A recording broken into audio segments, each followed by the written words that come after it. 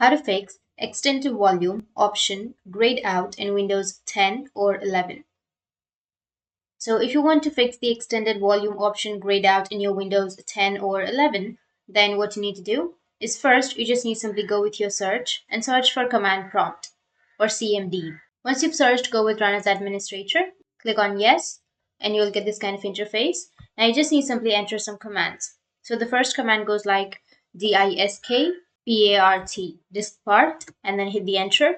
And after that, go with the next command, which is list disk, and then hit the enter again. Now here you will have your disk. So I'll choose disk 0. You need to enter select space disk, and then you can choose any disk that you're comfortable with that you would like to part. Now once the disk is selected, you just need to simply go with the next command, list partition, and then hit the enter. So once you get the partitions right here, you will have an option of recovery. So what you can do is just simply select the partition which has the recovery option. Go with select partition. I'll be choosing 4 and then hit the enter. So you just need to simply enter delete partition override. Now once you do that, what you need to do is just simply open up your disk management. So search for disk management and then go with create or format the disk. And here you'll get this kind of interface.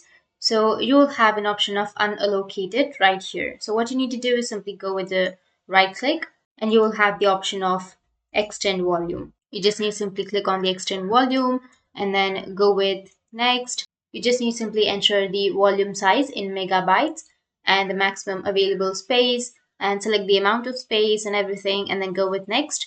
And in this way, you'll be able to fix your extended volume option grayed out in your Windows 10 or 11. And if you have any questions, feel free to comment below. Thanks for watching.